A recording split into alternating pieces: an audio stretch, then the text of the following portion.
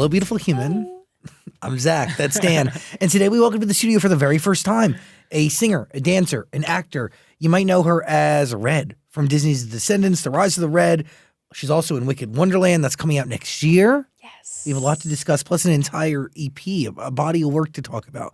Everybody say hello to Kylie Cantrall. Hey! Woo, woo, woo, Thank you guys for having me. Yeah, this is very exciting because you did highlight, like, did we first meet at the Grammys? I think so.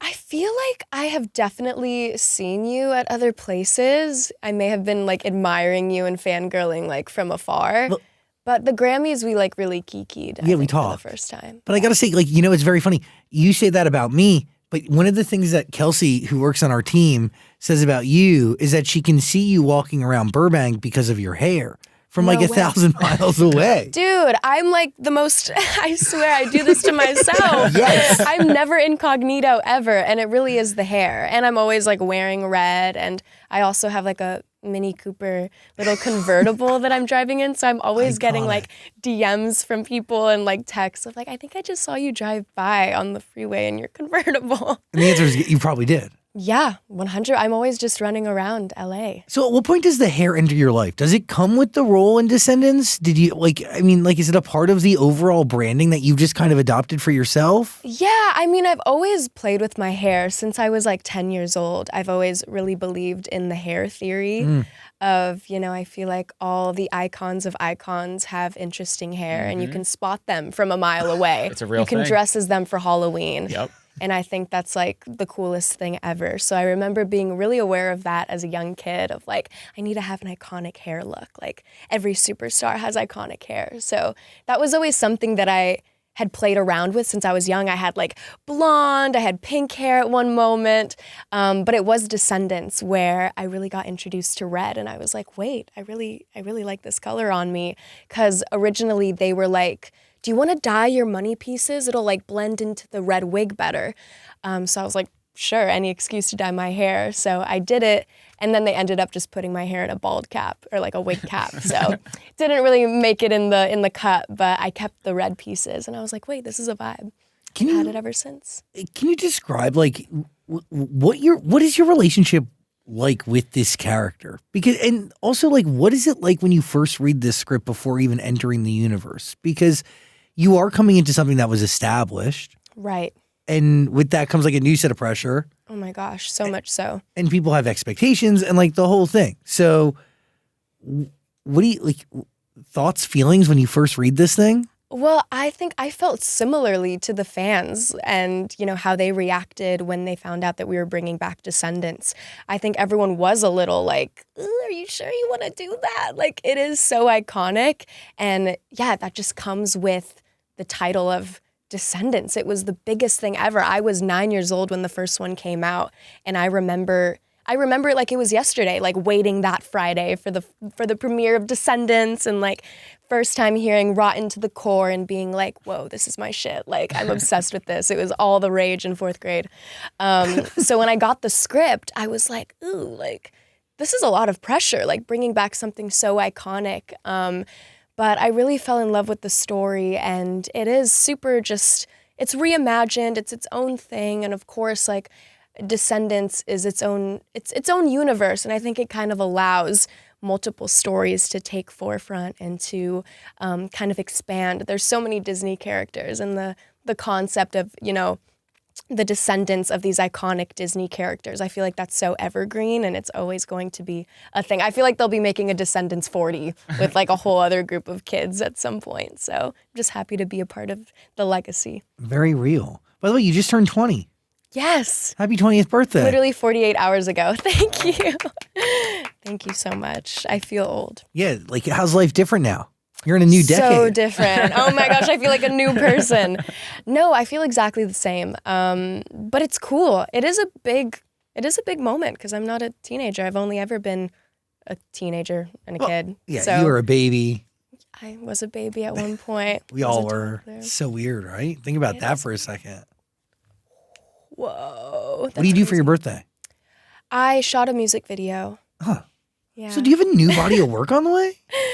I'm doing a little extended version of the EP. Interesting. Yeah. We're going to talk about it, by the way. It's called B.O.Y. Yeah. Well, that's what you did. You worked. I worked. But it was honestly like the most fun music video I had ever shot because it was kind of low pressure. It was kind of a last minute thing that I was like, shoot, I'm leaving for tour. I have these 2 new songs I'm adding and the song 99, which is, the single I shot the music video for. It's very summery. And I was like, oh, I can't wait to release this like during summer. Like it can't be released at any other point. It has to be during summer. So I feel like the video kind of like wrote itself. It's, me and my friends top down in my bestie's Jeep. We drove to the beach. We shot at Venice. We shot at Santa Monica Pier. Had some fans come out, signed some CDs for them. And yeah, then ended with like little shot of us at an In-N-Out drive-thru. So it was like super LA, super fun. That's a fun way to ring in 20. Yeah, I was like, this is perfect. Gave me great birthday plans. What's the meaning behind 99? It's so like the concept is, party like it's 99. Like, Were you alive then? When were you born? No, I was born 2005. So what I think it would have been like to party in 1999. I could be totally off, but no, I think I've been so obsessed with the 90s, like ever since, I was a kid. I think like I draw so much inspiration from that era. What is it? Like, first of all, like, what's your understanding of the 90s? My understanding of it, when I think of the 90s, I just think of like Tommy Hilfiger, like, Kango bucket hats. Okay. I think of just like the best time in music and like the best artists. It's really music centered for me when I think of the 90s, but I draw so much inspo from that era and I feel like it's very evident in the music I make. Yeah, it's like woven through your entire body of work. Totally. But that was also when your dad was a music producer too. I mean, he still is, but like he was heavily in the studio during that era. Absolutely. I think it has a lot to do with that too. And just like, my dad, since he is in the business and just has such a vast knowledge of just music from all eras and all different genres, I feel like he did such a good job of exposing me to everything at such a young age. And, I feel like he put me on to like Frank Sinatra and like yacht rock and, Nirvana and then also like Biggie Smalls and Tupac. And, I feel like I just have such a knowledge of music and am such a student of it, and has made me that much better of a musician, I feel like. So has music always been like the ultimate like creative focus or goal? Like, is that like what your like fulfillment and mission has been from the very first? Always, yeah. From day one, I was just always knew I wanted to be an artist. Yeah. So then what is acting? Is acting a means or a way to get there? I'm like my side hustle. No, I love acting. I think it all comes from the same place. Like I just love performing and projects like Descendants allow me to, combine all my favorite things. And Descendants honestly does feel like the project that I had prepared my entire life for because I don't think, had I not put my 10,000 hours into my singing and my dancing, I don't think I would have gotten the role. And it really feels like it was, made for me and my years of prep. But I love acting, telling stories, and yeah, but I think that music has always been my number one. So when did you realize that was even a possibility for you? Because you were part of the Disney Channel universe before, right? Like you did High School Musical, the musical series? I landed the lead in my first show called Gabby Duran that was on Disney when I was 12. Oh, what? And I was such a Disney kid growing up. Like, I remember watching Selena and Zendaya on Shake It Up and being like, oh, they're the coolest girls in the world. Like, I want to be that. So I always kind of felt like that was in the cards for me at some point. I felt like I would end up at Disney. And it was actually really interesting because when I first started auditioning, I was just auditioning for like dancer roles. And I like had booked a couple little commercials where you would, have to pause the TV and be like, oh wait, there I am in the back of this Kohl's commercial dancing for 5 seconds. And then that kind of just grew into me auditioning for acting roles and then Disney. But at first it had been Nickelodeon. They offered me a holding deal when I was like 11. So it basically meant like I would sign a contract and just like be with them for a couple years until they could figure out like what to do with me. And potentially nothing, right? Like it's a risk. It is such a risk. And, I thought about it for a long time and my team was really like they wanted me to do it.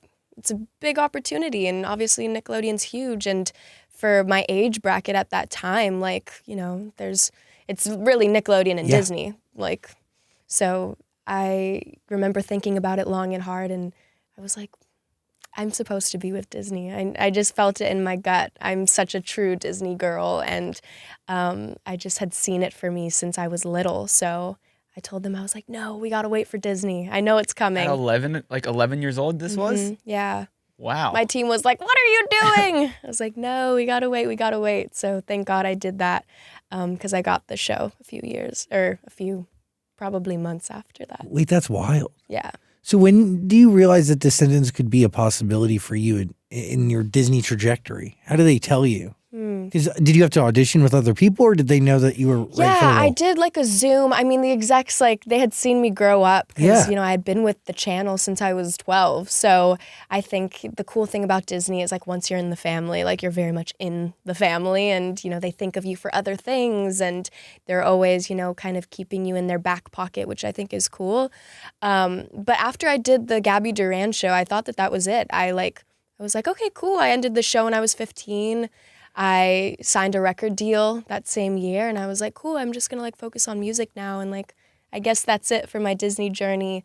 And then through the process of me, being a new artist on this label and trying to find my footing, and I had just been in with all these writers and producers, and I still felt like I wasn't, finding my sound yet. And so many cooks in the kitchen telling me, what kind of music I should be making. Was this your time with L.A. Reid? No. Oh my gosh. That was years ago. I had done label meetings when I was 10. I feel like I've lived 9 lives. I swear. Definitely have. Yes. 100%. I feel like I'm so woven in the fabric of every aspect of the industry since I've been doing it for so long. But no, I got signed to APG. Oh, got it. Yeah. Interesting. I think I had just turned 16. Wow. But I was really frustrated at that point. This was a year into the deal. And I was just I feel I know I have a vision for myself. I know the kind of music I want to make, but there's, so many politics in music as well, especially as a new artist. You do so much to kind of make the label happy and make other people happy. And I was just kind of I don't know what to do right now with my music. And kind of around that same time, Disney had circled back, and they were like, hey, Kylie, we're doing a new season of High School Musical, the series. There's this really cool part for you. You'd get to sing on it. And I was like, cool, maybe I should go back and try Disney one more time. Maybe it's not the end of the journey. And also I had been so frustrated with kind of the label side of things, also with the music videos. I think we are in a weird time in music where, labels don't see videos as valuable as they used to be. Which I get, but that's also the reason I became an artist, because music videos. I'm obsessed with music videos and the visual aspect and telling those stories through visuals, especially as a dancer. I just want to make videos where I can dance. And I was like, well, if I go back to acting, I can use this money to fund my own videos. So I think that was also something that people don't know. I feel like people think yeah, but that's the realistic part of it. And when Descendants also came around, that was after I had done High School Musical, and the execs were like, hey, we're bringing back Descendants. We'd love for you to read for it. And that's when I was like, oh, shoot, this is a huge deal, a huge pressure, but I'd love to read for it. I thought the character was sick. To play the daughter of the Queen of Hearts would be so cool. There's never been a daughter of the Queen of Hearts. Rita Ora is your mom? Rita Ora is my mom, Icon. Which is sick. Hi, Rita Ora. She wasn't attached to it yet at the time before, because I was the first one casted. But you did reveal other people who were supposed to play that role. Did I? Oh. Yes. Wait, am I allowed to say it? Katy Perry was Katy in Perry consideration. and Christina Aguilera. Wait, what? They were in talks at the time when I first was going through the process. Yeah, kind of crazy. Mm-hmm. But no, Rita is incredible. I truly feel there's no one that could have played Queen of Hearts. It was made for her. Totally. She is that girl. She's so sweet. Not as mean as the Queen of Hearts at all. She's also down. She will. Yeah, she's just so cool. She embodies it. Yeah, she just is that diva in Real. the best way. So interesting. You have a crazy story. So are you still now only not I mean, it's not your only reason you're doing acting, but the primary reason to fund music. Like, is this all independent? Yeah. Fuck yeah. Essentially, yeah. You should be so proud of that. Thank you. I mean, it's the real deal. Yeah. Thanks. I love acting though. I love Descendants, and I truly feel like it was so in the stars, and like things just lined up so perfectly. It felt like when I read the role, I was like, yeah, this feels right. So, and it's been such a amazing from, shooting the first film and then the last one that I just got back from filming. We just shot Descendants 5. Where did you shoot it? We filmed in Vancouver. Interesting. Yeah. We were talking about New Zealand yesterday. New Zealand is pretty cool. That's where the zombies got to go. Yeah. New Zealand, Vancouver, they're different. They're very different. What can you tell us about the 5th movie without giving away too much, obviously? Ooh, without giving away too much? Or you can give it all away, but I'm sure we can't use it. Oh my God, I'd be getting a call right after this. Mickey would not be happy. Descendants 5, we, obviously traveled in time in the last one, so the repercussions of time travel are real. And, Red and Chloe have to figure out kind of how to fix what they messed up by going back in time. And of course, there's a new villain. And, my mom is nice in this one, which is cool. And I have a sister that came out of nowhere, also a product of going back in time and messing things up. And yeah, just incredible songs, incredible dance numbers. Emilio, he was a choreographer on Wicked, and he choreographed this film with us. He did a phenomenal job. I'm just so excited for people to see the numbers and the looks too. I loved my look in this one. Can we talk about what it's like to be raised in a dance house? Because it is different. Your mom's a crazy professional dancer. Yeah. Yeah. It's nuts. No, it's so cool. It's also like a different level of like regimen and like dedication and consistency and like, it is. dude, people don't get it. Like to be a great dancer. Oh my God, it's the most cutthroat industry, I think. It takes a lot of work. The toughest people I know, and I think the things you have to go through as a dancer are just unreal. First of all, it's like so taxing on your body, but also it's very humbling because like if you're not the best in the class, you're pushed to the back. Like it's as simple as that. It's very black and white. And dance teachers are so hard on you. I think it is like, anytime I meet a dancer, I feel like we speak the same language because it's like, oh, I get what you went through. Like also like the competition life of, I remember my mom literally like bedazzling my outfits and having to put rhinestone by rhinestone on my tutus. And, all the moms did that on our dance team. They were all like so involved. And it just takes so much driving to Vegas to do these competitions and driving back and driving to Palm Springs. And, my mom having to do these little bun mohawks that they would always make us do. And I'd be crying when she's doing my hair because it'd be so tight because she didn't want it to move when I was dancing on stage, and hairspraying the crap out of it and all the bobby pins.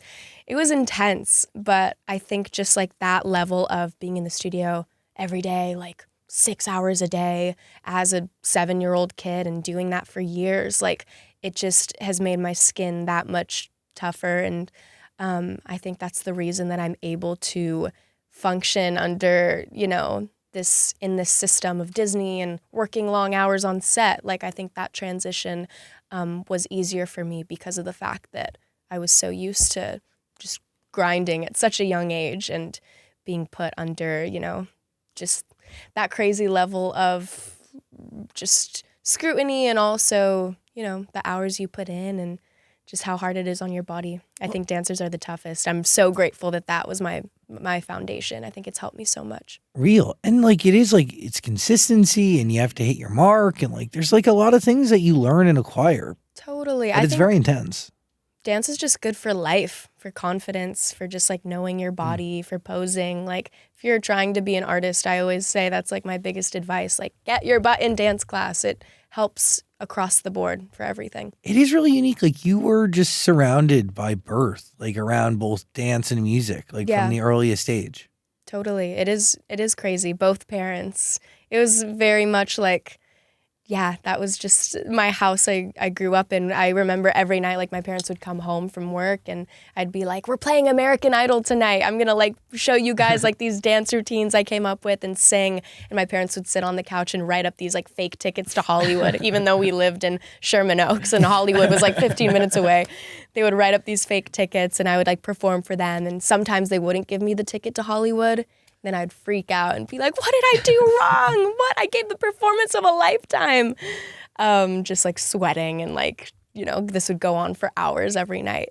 My parents would be like so tired at the end of the day, like, oh, we got to sit here and watch Kylie do these performances until 11 at night.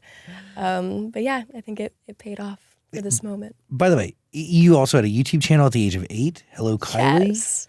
Oh, you did your homework, Zach. Well, now it's go. really interesting. Like now, like, okay, so Gabby Duran and the Unsittables, now I understand it again. Like I totally forgot that you did have a whole Disney Channel show where you were a babysitter who took care of aliens.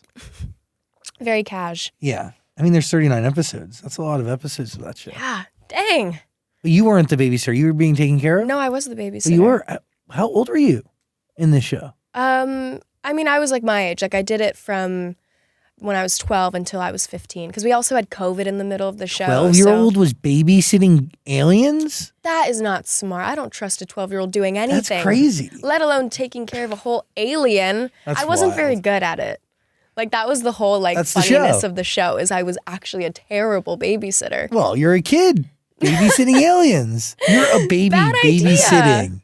I'd get slimed every episode. I would like, you know, lose them half the time. That's fun. Yeah, no, it was really fun. That's fun. Damn. How do you balance being yourself in your own music, but also being a Disney star? You know, I feel like there is that stigma of around like Disney kids who are also doing music. It is like you can't do both at the same time. And I see a lot of comments that are like, oh my God, like she's killing it. Just wait till her Disney contract's over. Like just wait till she's out of it. But I'm like, why can't I do it at the same time? Why can't I like be taken seriously as a pop artist and also like be doing Descendants? Like it's funny that people can't like kind of separate the two in their mind.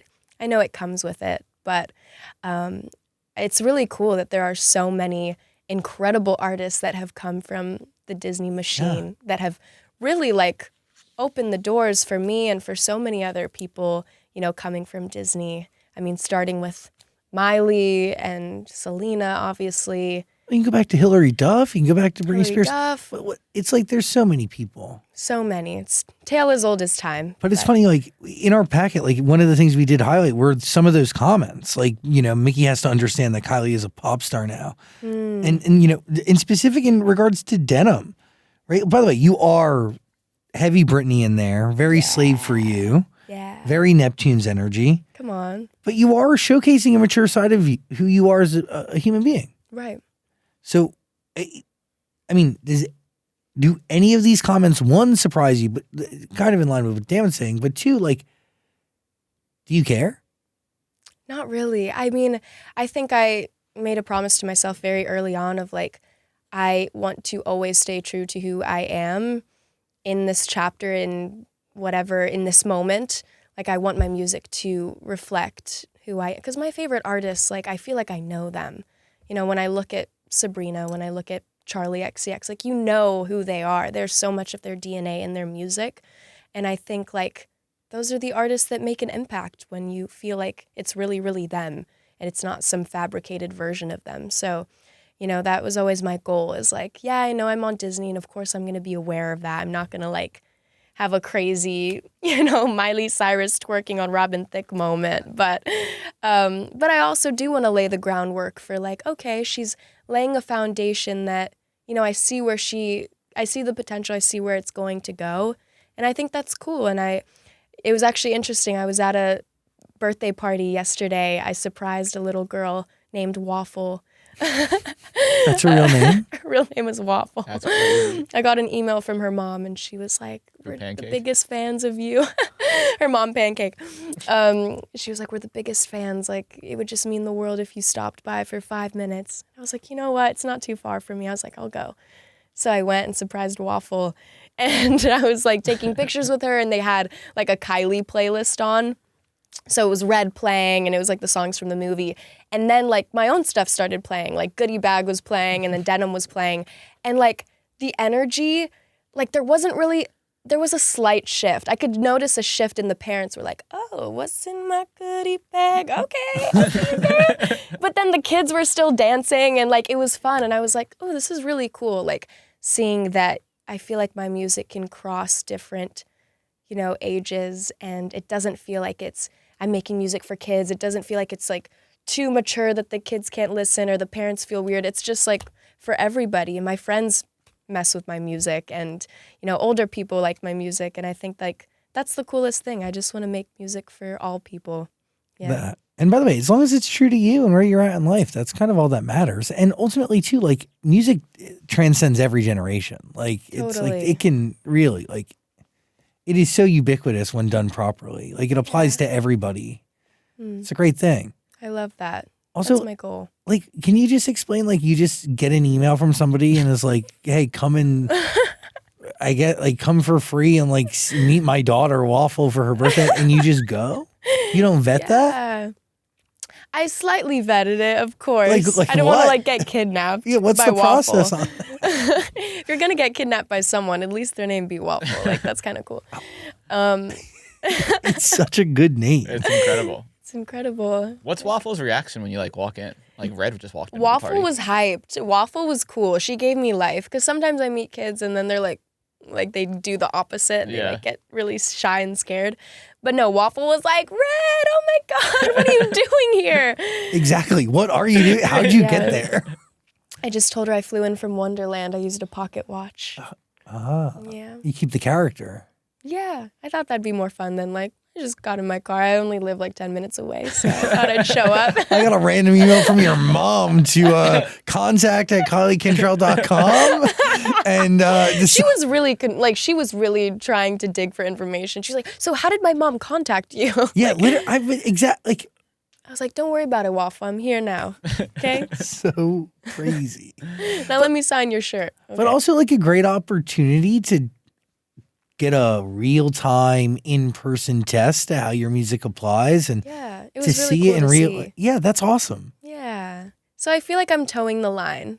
I'm trying to like bridge the gap, still have my music feel like me and like something I would want to listen to, and that people my age, my peers would want to listen to, but also, still trying to keep it clean for the kids as much as I can. Yeah, I think Boy's great. Thank you. I love the whole EP. It was so nostalgic. Mm-hmm.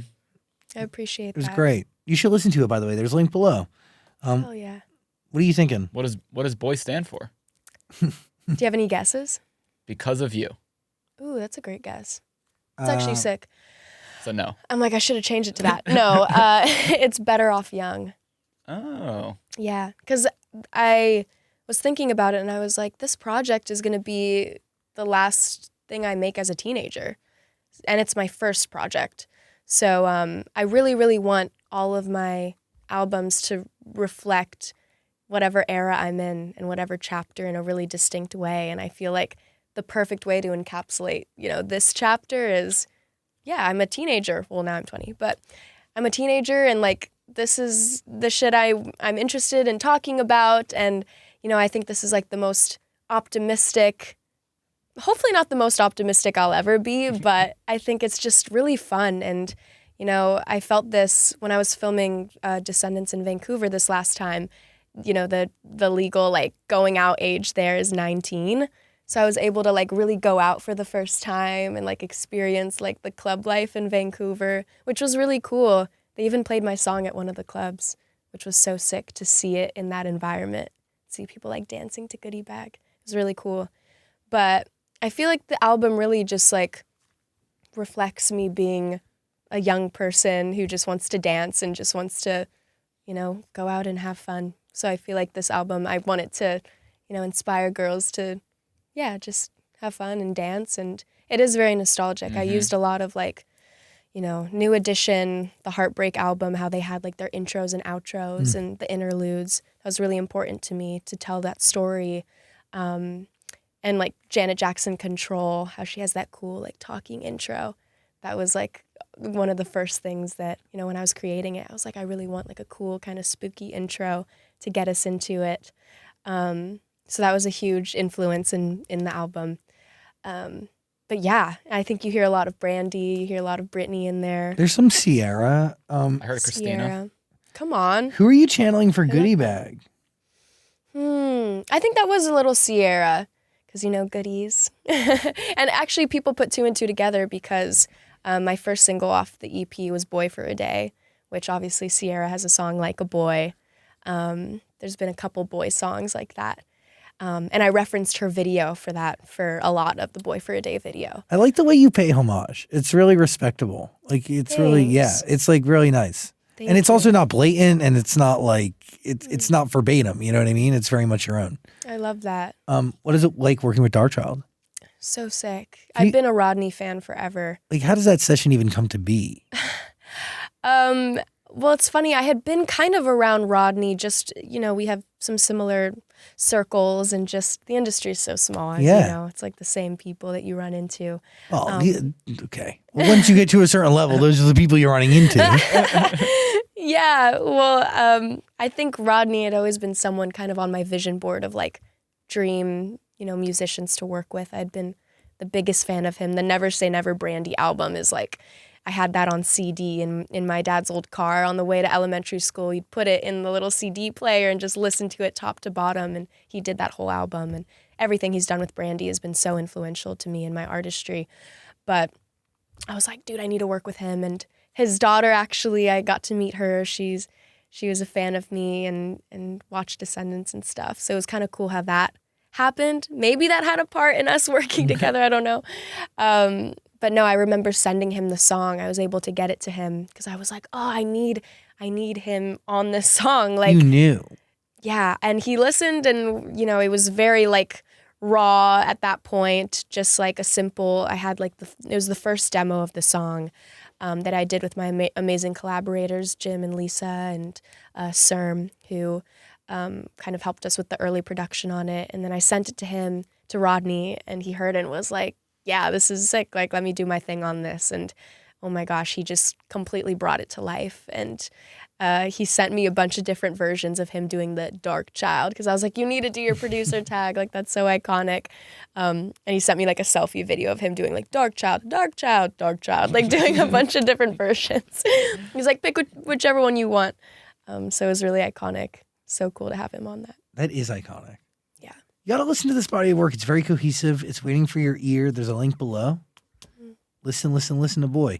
Brandy also woven throughout this body of work too. Some Brandy energy. So much so. And your co-star. And Crazy. my co-star. How crazy is that? I truly manifested it. Yeah. I feel that.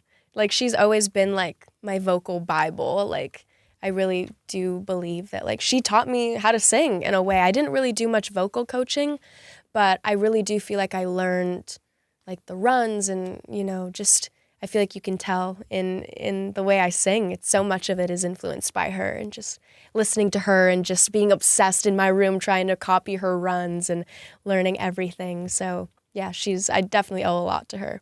What's it like working with her? She's the coolest. She's so cool. She's so like soft and sweet. She reminds me of like your super sweet like grandma. She doesn't look like a grandma by any means. She's so perfect in real life. But just her energy is so comforting and just so kind. And I love how like honest she is too on set. I remember at one point we were doing a scene, and she like, I had like my co-star Malia, who I love. She plays her daughter in it. And, Malia was here and Brandy was there. And we were all just like sitting, long days on set. You're just like waiting around. We were waiting for the shot. And I hear Brandy, she leans over to Malia and goes, "Girl, I'm bored." In the middle of them filming. And I was like, damn, real, I feel you. So she's very honest, very blunt in the best way. Do you tell her what her work has meant to you? Yeah, I think, it's kind of hard because we don't have a ton of scenes together. But any chance I got to like, see her at Crafty or like see her in the hair chair, I'd be like, girl, like, you mean so much to me. I grew up listening to you. And she was like, oh, thank you, baby. Like, thank you so much. Sometimes I'd like hear her humming as she's like walking by in the green room. And I'm like, free Brandy concert right now. This is crazy. Little me would be freaking out. Let's talk about See You Tonight, because one, there's a feature, which is cool. And Yeah. two, wasn't that around for a while with a different name? It was. When I first wrote See You Tonight, it was actually Link Up Tonight. And then I was like, I don't know. Like, that just feels like, I don't know. It never sat right with me. And I think that is the reality of making songs. Like, you think that it's like, oh, we nailed it. Like, you know, first demo, like first day we wrote it, like it was a smash, like we kept all the lyrics. And sometimes that is the case. Like sometimes there are just those magical moments where they write like firework Katy Perry. Like I know like Bonnie McKee and Katy, like they just like wrote that in like a few hours and it was like done. And there's so many stories of that. But I think with that song, it took a couple tries to like crack the lyric, and I tried so many different versions. And I just think I am such a perfectionist with, you know, the music and with everything I do pretty much. So I was like, I know I can, you know, get it to a place where it feels right. And I don't know, I landed on See You Tonight and I was like, this feels like, you know, so right, especially as the opener on the EP.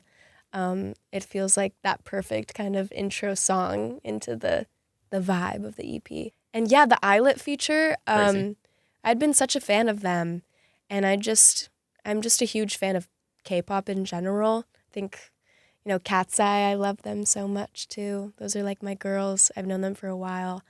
But that's just like the coolest space to me. I feel like what they do with the visuals and just like the details and, you know, the concepts and just how they are with their fans. I think it's so cool, and something I try to emulate in my own way as well. I've taken a lot of inspiration from Eyelet. And the girls, they were so sweet. I was in Canada at the time filming, so we did everything virtually, but they were like, we love the song. And we filmed a music video, like a FaceTime kind of music video, from completely different parts of the world. They were in Korea, I was in Vancouver. So it was kind of cool seeing how it came together. And I think people were like surprised by the collab, which was fun. It also has an amazing interpolation. I Wonder If I Take You Home. Iconic record. Incredible. Lisa. Also Black Eyed Peas had sampled it again too. So is that your introduction to it? Is it from the Black Eyed Peas or? I knew the Lisa one. I mean, I know so much old music because of, you know, just my dad, and I really liked the song, and obviously Black Eyed Peas, I'd grown up a huge Black Eyed Peas fan. So I think both interpolations I took inspiration from. But yeah, I love a little sneaky like sample, because it's cool. A lot of the kids that are listening to it don't know that they don't know that song at all. They don't know that it's a sample. No. They're just like, oh, this is such a fun melody. Like, yep, ask your parents. They might know. Yeah, literally. Yeah. Iconic. You got to listen to the EP. It's really good. Listen. It's all on Amazon Music. Plus all the Descendants music is up there too. You have a good catalog. I appreciate that. It's real. I'm excited for it to continue to grow. Yeah, the Descendants music is good too. I really enjoy it. Thank you. You were listening to it, weren't you? I love Zombies. I love Descendants. I'm new to it all, but I'm in. Aww. Yeah, but like, you should go back and watch High School Musical, which you've never seen. No, like I said, that's gotta get Zac Efron in here or something. Yeah, dude, if you like the Descendants stuff and Zombies, like just your head's gonna explode. Yeah, no, you have to. That's like a rite of passage. If you're getting introduced to the DComs, High School Musical is like, you got to start there. High School Musical walks so she could run. That part. Couldn't have said it better. You can't have one without the other. You really can't. You really, really can't. No, all the music is so good. It actually gives me goosebumps. That's so crazy. It's iconic. It actually like makes me emotional. Yeah, because like it is amazing. Like, it is amazing that these types of movies live on in this way. Yeah, and they're just so evergreen. Like, it's so cool seeing new generations like finding High School Musical with Disney Plus. You can go back and watch all the older DComs, and like they still hit to this day. But even this is its own version of what that was for a totally new generation. So like this serves that itch. You know what I'm saying? Yeah, it feels timeless. Totally. Like, I'm sure I'll still be singing Red when I'm like 40 years old at like a concert. I'll be like, okay, Let's bring it back. Well, you're about to tour, right? You're going to do you're doing the big tour with the Zombies crew. Zombies Worlds Collide tour. You got to pull up. Well, I'm going. We're playing crypto. That's on insane. The 24th. Dan's going. I'll be there. Yes, I need you front row. Absolutely. You have to know all the songs though. I'll know them by then. Because the kids are gonna be off book. You can't let the kids outshine you now. Wait, but so you're singing zombie songs? Yeah, it's really cool. I think I'm trying to think when was the last like crossover tour that Disney did. I know it was like Cheetah Girls and Jonas Brothers. Didn't they do a tour together? Well, there was or were they just open? No, there's a Miley and Jonas tour. Yep. There was definitely a Demi Jonas tour. Kelsey, can you give any insight? Was there a Cheetah Girls Jonas tour? I would have gone to that. There was. Totally. But Hannah Montana Jonas Brothers is what we were just told. I went Best of Both Worlds tour. Or is that a different one? No. That's that one, right? Oh, you went? Oh, yeah. I'm old enough to have been there. So sick. Prudential Center, Newark. I won my tickets from 95.5 WPLJ, a radio station I'd later be on. Oh, I miss those days where you like could win free tickets on the radio. Is that still a thing? It is, but we won't talk about it. The radio still exists, and there's still hockey free tickets. People forget about the radio. Totally. I mean, what's old will be new again eventually. Yeah. Knock on wood. Wait, interesting. So we are bringing that kind of nostalgia back of like a classic crossover, two big franchises coming together, and we're singing like all the Descendants songs from all the movies. Whoa. Yeah. So 26 songs, I think, in total. You have to really learn a whole new catalog. Well, I grew up a Descendants fan, so I'm not learning these songs. I'm like, boom, I've been preparing for this. I'm off book. I know these songs. Little me has been preparing for this moment.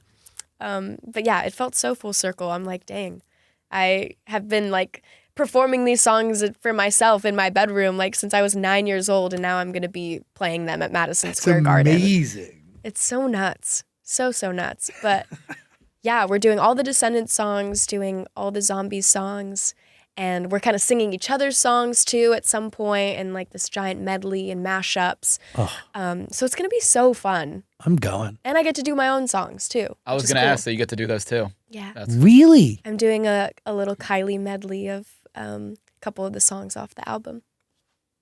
Get tickets. Listen to the body of work. There's links to both below. I'm going. I can't wait to see you guys there. Are you going to be in your red? Yeah. I'll wear red. Red's my color. Let's go. Do you ever find that the red hair clashes with other things you want to wear? Surprisingly, not that much. I mean, you won't catch me in green, because then I'm serving Christmas. Yeah. Can't be serving Christmas in the summertime. No, but it honestly goes with most things. Yeah. Yeah. So I think it's a good color. I mean, I always think about that. I'm like, what if the color I got stuck with for the character was like green? I don't know if I could pull off green hair all the time. Yeah, red just kind of like, it kind of works. You know, it's just natural, but not natural. If it was like blue or green or something else, you'd be like, okay. I've had people tell me that it's like my aura color too, which is interesting. I feel that. Yeah? I get that. You know, I'm seeing it around you. I am always wearing red, so I feel like it kind of... Interesting. So red's become your color. Nobody told you at an early age that it's your color? No. Oh, it's okay. Well, now you know. Now it's officially your color. It was a bunch of Disney executives. They were like, you're red now. Okay. They pay you to wear red. That's pretty sick. It's cool. I wear red because I need to look good. Hey. Totally different energy. It's working. You have your own Mattel doll. Yes. What is that like? What is it like to hold that, see that, feel that, understand the weight of it? Do you? Crazy. I was such a doll player growing up. Like, I think I played dolls. Like, I played with Barbies till I was about like 10, 11 maybe. I was pushing it. A little bit. But I think it was so full circle. And that was one of the first questions I asked when I booked the role. I was like, does this mean I get a doll? Like, I was hyped when they told me, yeah, girl, 3 dolls. I have a singing doll and then like a doll for the 2 other looks. And I remember the first time I went to Walmart and saw it on the shelf.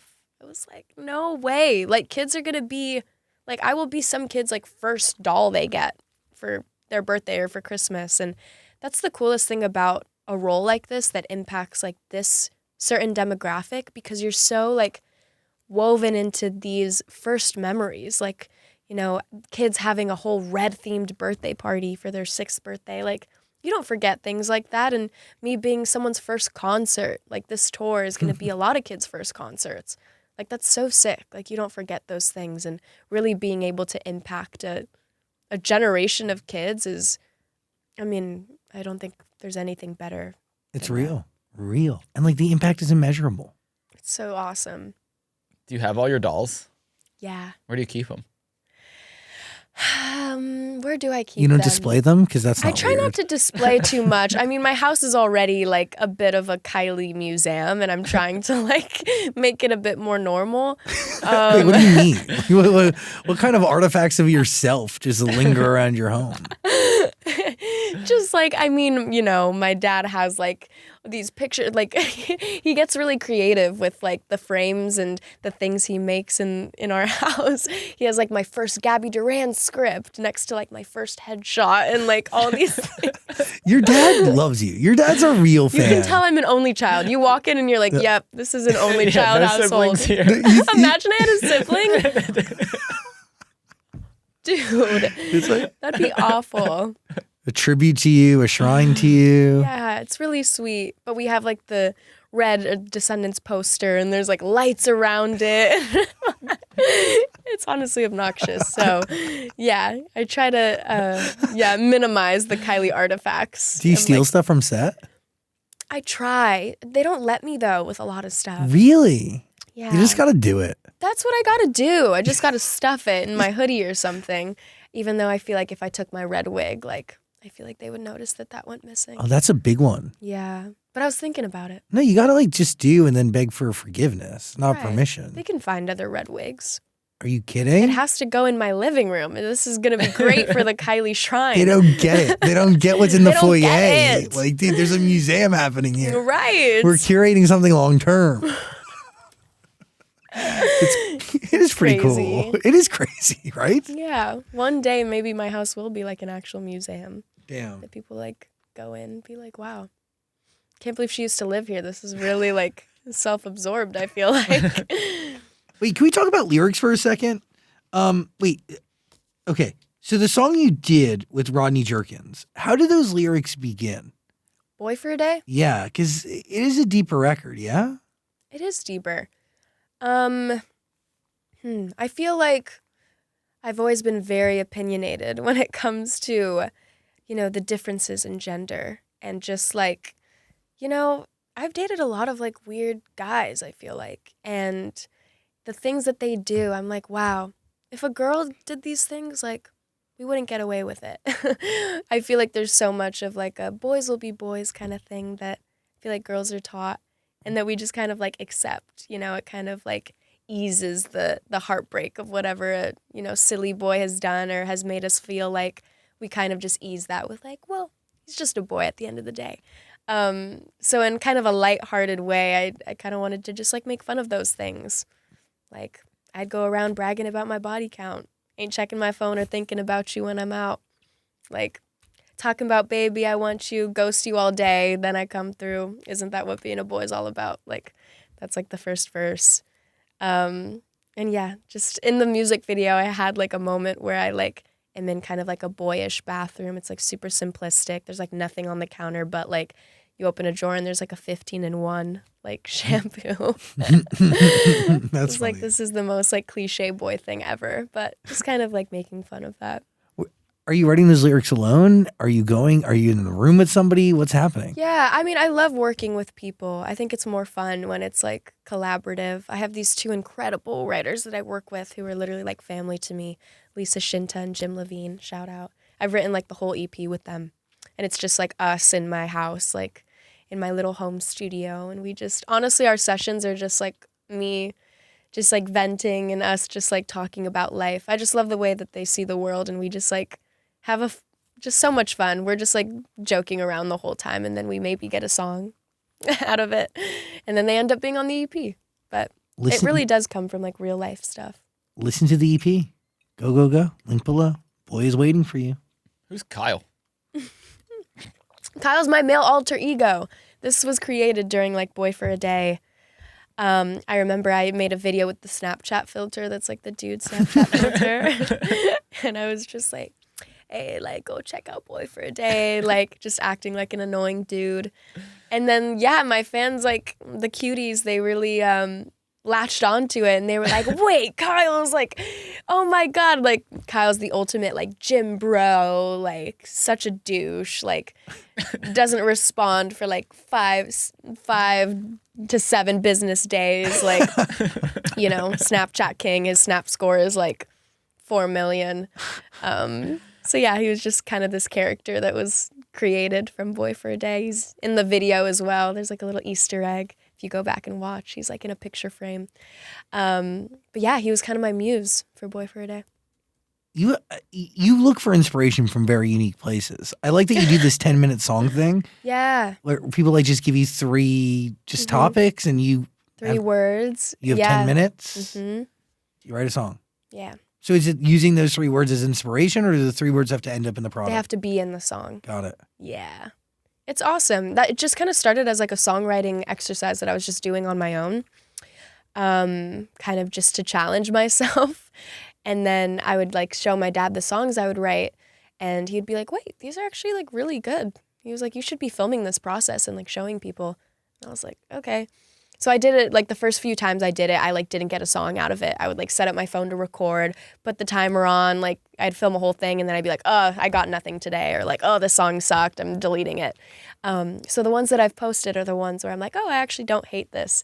So it doesn't always work every time, but yeah, it's been fun. I think people have responded really well to it. I think it's cool to like show them the songwriting process. It's so a part of what I do, and yeah, it was cool to kind of show them that process of it, because, you know, you don't really see that otherwise. Totally. Very transparent, gets them involved, but also it is a good exercise. Like just creative exercise, get your juices flowing. I've grown so much from doing it. I think I just do better with like time restraints in general. Like sometimes like I'll have to like time myself if I'm cleaning my room or something. If I time myself, like my room has to be clean in like 10 minutes. Like I'll like get it done. Like, I don't know. I think having that pressure kind of like forces me to get things done. It's so funny. Like I used to work with a guy who would like at random times like send me a string of emojis and be like, you have 5 minutes to come up with a story around the emojis. Send it back to me. And he was like a creative, like that's what he did. He would like write shows and stuff. And he'd send that to me. And then I would be like, okay, I'll craft a story around these fucking emojis.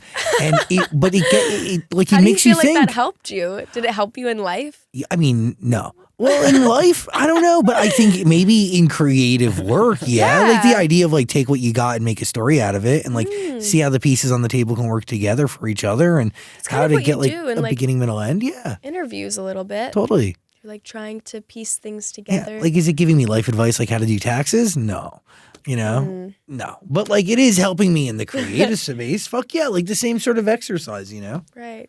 Sparks your mind, gets you thinking, looking at things from a new way. And again, it's like not inspiration coming from you. It's you taking and channeling something else and making it your own. Yeah, having that guidance of the 3 words, like it immediately helps so much. And it's honestly changed the way that I write, because now I go into sessions and I have words in my notebook, and I, you know, have titles already and concepts, and I always have something to go back to kind of give me inspiration. Because when you're just shooting in the dark, like, you're like, okay, I don't know what I want to write about today. Like, it's just, you're going to be there forever. But having something to kind of, you know, whether it's just one word, like denim. I had denim written in my notebook for years. I was like, I need to write something with denim. I love this word so much. And I went into a session that day with, you know, Lisa and Jim. And I was like, well, I have this word denim. Like, I just think it's such a sick title. And then, like, we wrote the song, and it was such a fun day. And I feel like all the lyrics, everything came so natural. But having something to kind of focus around, I feel like that tends to make it easier when writing. Final thoughts? Oh, yeah. Yeah, let's talk about Addison Rae.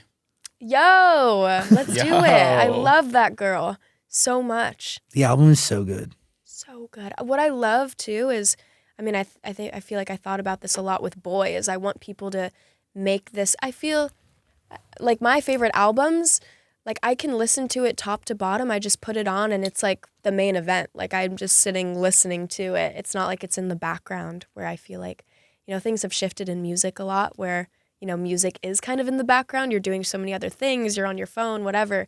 But But I feel like with Addison's project, it is like you have to pay attention. You have to listen from the beginning to the end. It's a story, and it's so magnificent. I love what she did. It doesn't feel like background. It feels like, when that's on, I'm paying attention. You have to. And it's a world.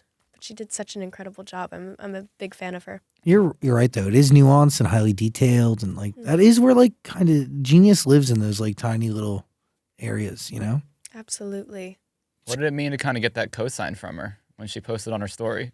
It was so cool. Yeah, she posted, I remember like, waking up and my friend sent me her TikTok, and she like had posted to my song Boy Is Yours, just like in her bed, like lip syncing to it, looking so cute. And I was like, whoa, this is so sick. I think having a cosign from her especially, I just think she's brilliant and such a true artist. So yeah, that was a sick cosign. I love what she's doing. And yeah, she's been so supportive. She always is like, swiping up on my stories like, yes, girl, you're killing it. And I just love that support it just feels amazing. And yeah, I think she inspires a lot for me right now. So it's really cool. It's also validating, right? Real recognizes real. Aw, it's cool. I love getting appreciation, especially just from other women in music. That just means so much. You got to listen to the music. It's waiting for you. Link below. Boy. You listen to Boy Is Yours. You can listen to Denim, Goodie Bag, See You Tonight. It's all there. Waiting for you. The two new ones coming soon?